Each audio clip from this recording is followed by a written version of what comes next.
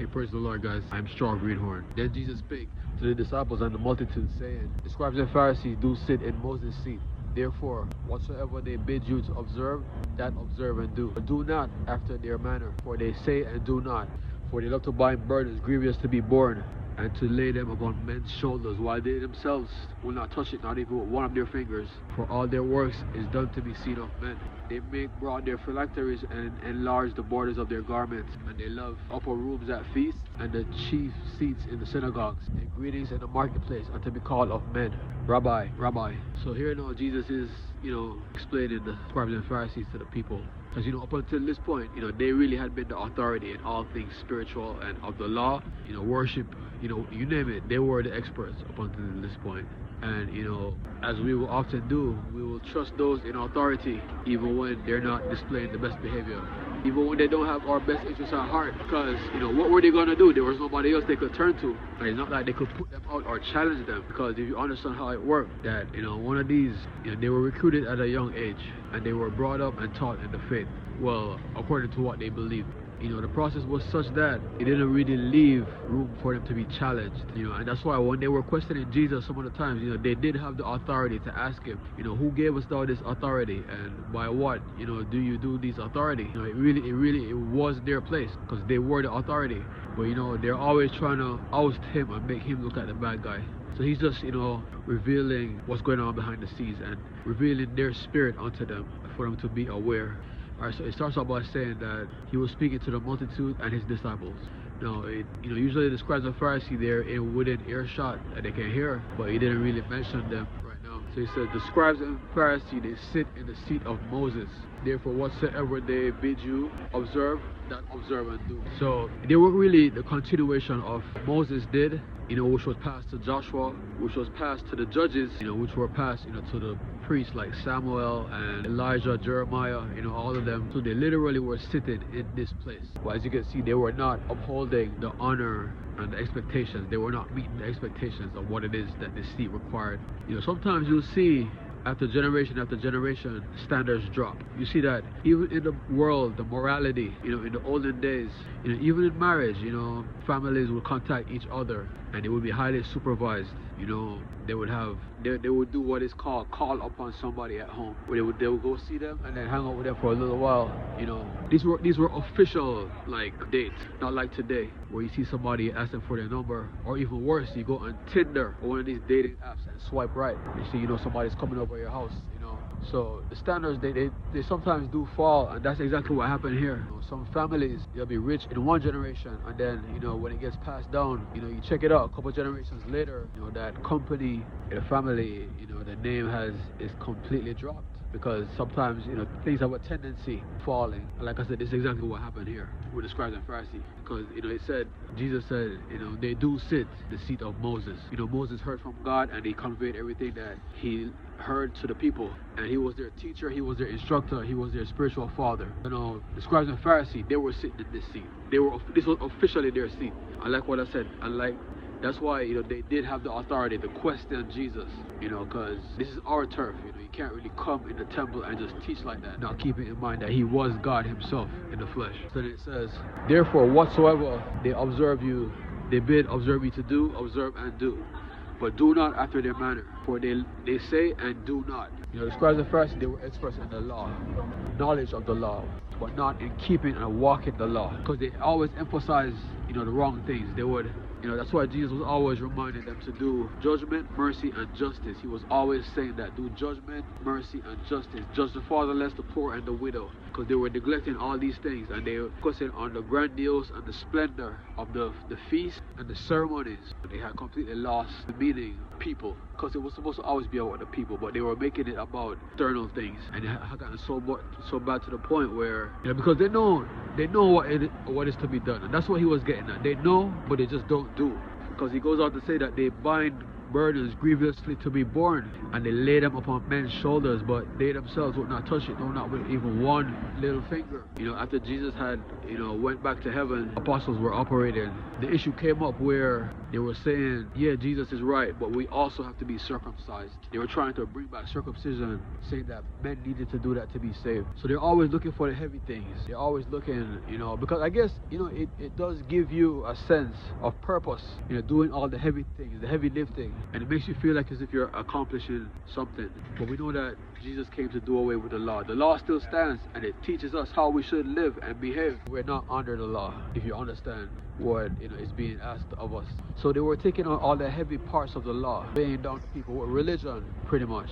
And they were falling themselves to a theory that I have. I don't know if anyone has ever thought of this before, but sometimes when you're the one teaching and telling others to do, you kind of sometimes feel okay that you can get excused from doing it. You see, because you're telling everybody else to do it, that first of all, it assumes that you or yourself are doing it, and that you're in alignment with everything that is to be done. Just because you're the one teaching it, if you understand what I'm saying. That's my theory.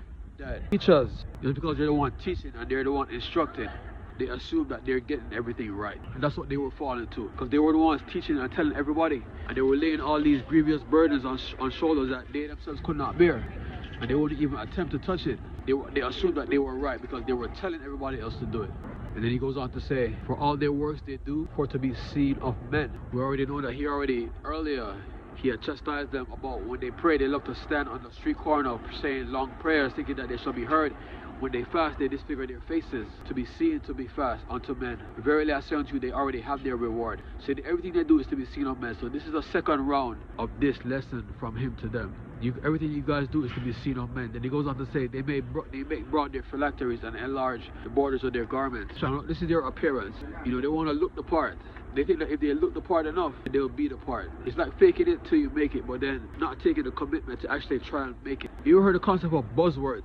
Buzzwords are like, words that fly off the tongue, and they kind of convey that you know what you're talking about. Even if you don't know what you're saying, if you say certain words, you can convince a person that you know what you're talking about. And that's what they were doing with their garments. He said that they make broad their phylacteries and enlarge the borders of their garments. They try to dress the part to make it seem as if they are the part, or they're living up to the part that they're supposed to be doing, when Jesus is here exposing that they're not. But when you're born into a system and you see everything running the way it is, you don't know any better sometimes, and it's the best you can hope for. And if you were to challenge it, you wouldn't even know where to begin sometimes. Alright, so then he goes on to describe some other things that they do. He says, for they love the upper rooms at feasts and the chief seats in the synagogues, and greetings in the marketplaces, and to be called rabbi of men. So like I said, it's all about the grandiose and the splendor. So as you can see, at this point, it's all about status.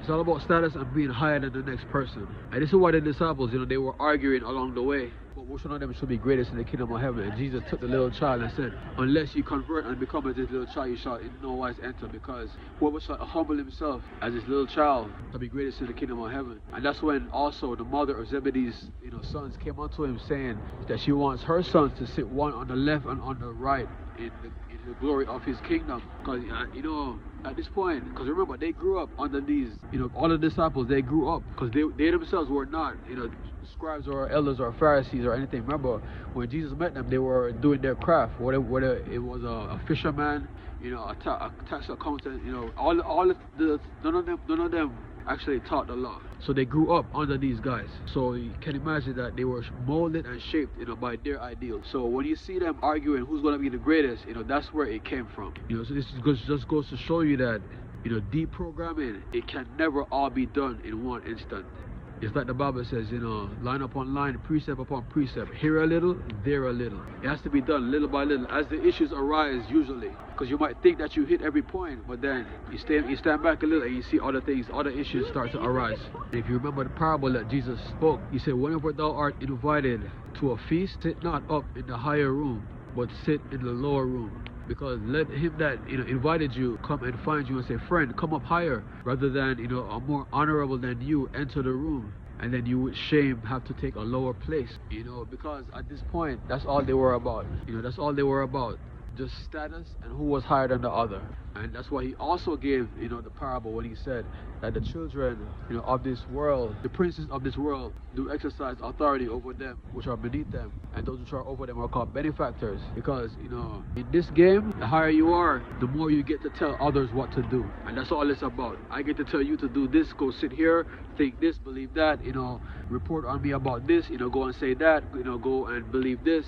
When Jesus, he came to show them that it's service. For he that is to be greatest, let him be the chief and servant of all. Because remember that God resists the proud and he gives grace unto the humble. Because when God sees you serve, it conveys humility. He says, humble thyself under the mighty hand of God, and in due time he shall exalt thee. So it's really counterintuitive. And he was just like lining up everything to try to give them one final clear shot picture of how everything should look. That's what he's trying to do. But everything always goes over their head, no matter how many times he rebukes them. So they love the chief seats in the synagogues and the upper rooms at feast, because you want to be counted somebody. You don't want to be left out or overlooked. Mordecai and Haman, you know the story. Haman was promoted by the king, and it was decreed that every man should always salute him. But Mordecai, he did not, and that's when he went after Mordecai and tried to have him killed. But Mordecai was under God's protection, being God's people, because God was about to send Esther into the throne, so that the Jews could be a people again. But he's wanting to reign. He said, if you suffer with me, then you shall reign with me. And with suffering comes service. But some people, they get this backwards, like he was trying to explain right here with the scribes and Pharisees. Because like I said, they sit in Moses' seat, so they had all authority. And if you have authority, the last thing you want to do is subject yourself under others, influence and command. Just something to think about. I am Straw Greenhorn.